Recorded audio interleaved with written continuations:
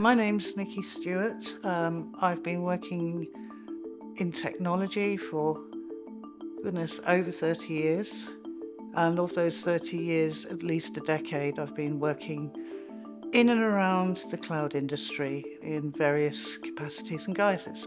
I got into the public sector by accident, like many people do, because I sort of found myself a single parent with two young kids to drag up and had to sort of feed and clothe and house them. And I also found myself in technology, which was a bit extraordinary considering I had an arts background, but there you go.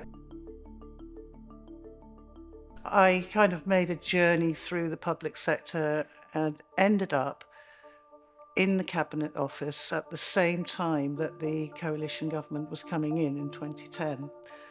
And the coalition government had put Francis Maude in as Minister of the Cabinet Office, who was very passionate about government technology, and he was also very passionate about improving it, not just improving the technology through a digital transformation, but also by improving the way that it was supplied.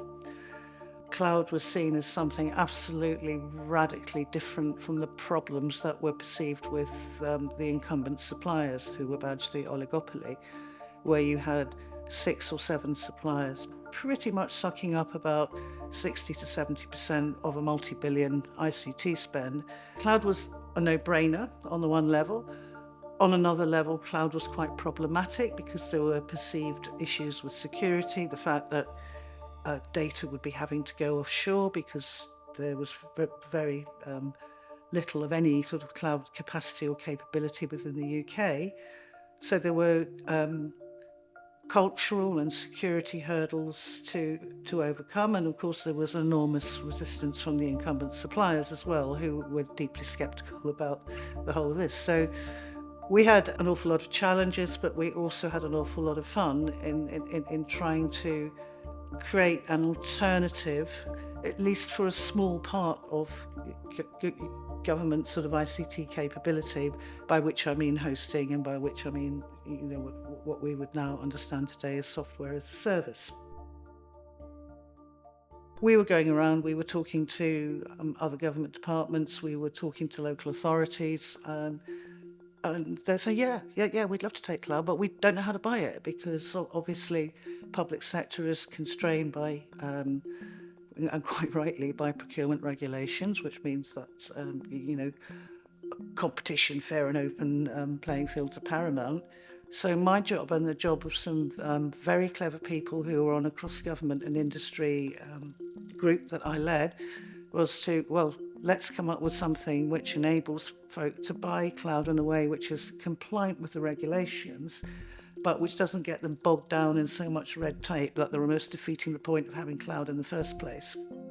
After about a year, and we were kicking around some real-life use cases at the time as well that we wanted to apply this to, we came up with the concept of something known as G-Cloud. I think it was about 9 months later, they released the first G-Cloud framework agreement. And the intent of that was to enable to set up a catalogue where buyers could come in and they could literally, from the catalogue, choose their cloud service, and they would only be paying for it on a utility basis, almost as if they were being billed for electricity. So G-Cloud went live, the first one in February 2012, with about 256 suppliers on it. Fast forward, 13 years, that is, there or thereabouts. G-Cloud is now in its 14th iteration. Over £22 billion worth of cloud and cloud-related services have been sold through it. It's been, I think, massively successful, and massively successful beyond anybody's wildest dreams. Well, there was a huge amount of optimism. So clearly the priority and the focus was on improving public services, taking costs out of public services, and you and I would both know that as digital transformation. And, they had some really early quick wins. For example, we don't have to go and queue in a post office to get a tax license disc for a car anymore, thank God. And that was, you can thank GDS, you can thank the DVLA for that. And clearly all of that digital transformation was rooted in cloud, and it felt good and it felt exciting. You cannot escape the intersection between the cloud market and the AI market. I really hope that we don't get into the what goes around, what comes around. So, 2010, everybody was worrying about this so-called oligopoly, and we're really locked in, and we need to manage our suppliers better, and we need to break out of these contracts.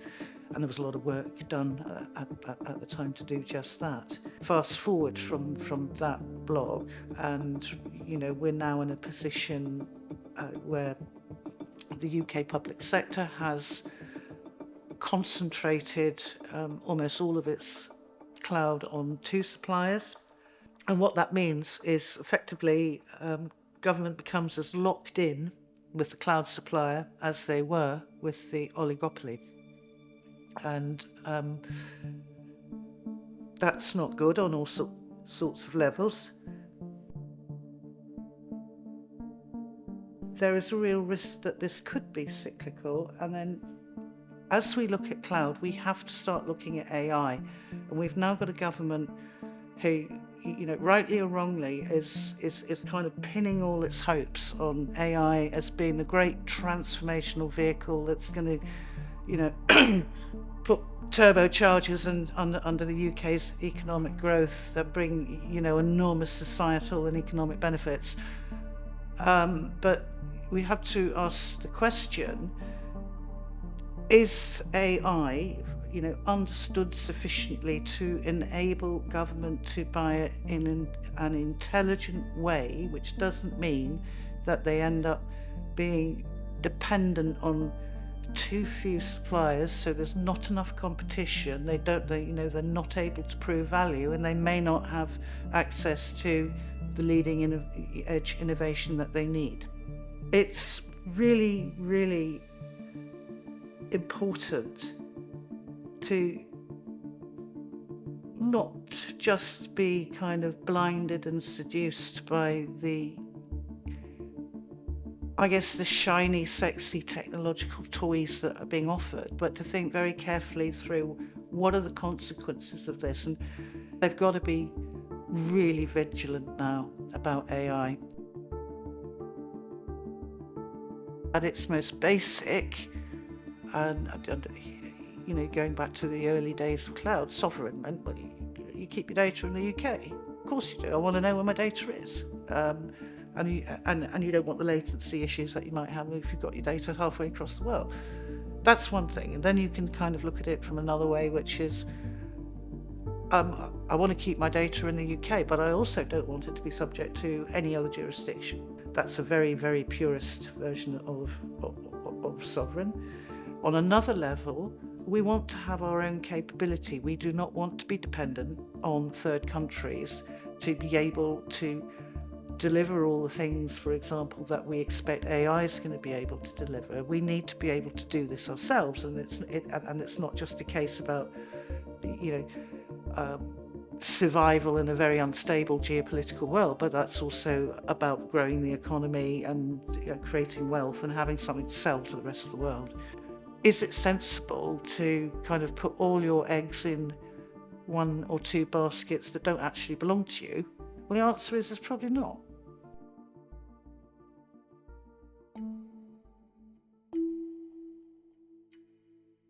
Can referees win the game? That's a very interesting question.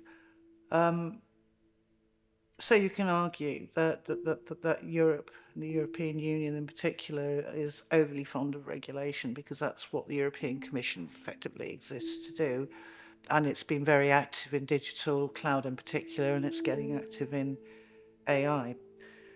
Whereas the UK, more generally, obviously we can accept the Competition and Markets Authority's current cloud investigation, but it's generally a lot more hands-off because the UK thinks that that's going to equate to economic growth, innovation, so on and so forth. And although the UK has lots of cloud provider talent, That's, for sure. There's some, really innovative and interesting companies out there. None of them are anywhere near the scale of, for example, the large European cloud providers, let alone near hyperscale. So I don't think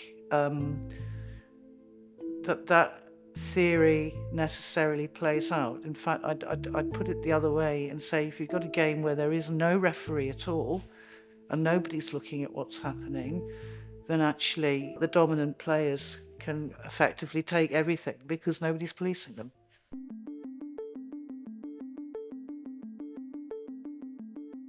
Well, it would be wonderful if we did have a healthy and vital domestic market that was contributing to the economy and contributing to the exchequer.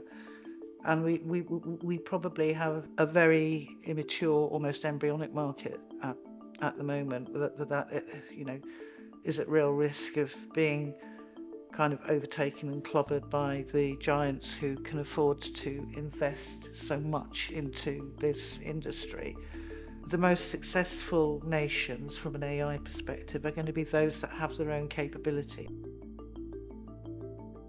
We see within government and within the public sector, mistakes get made all the time. And people's feet very rarely get held to the fire for that.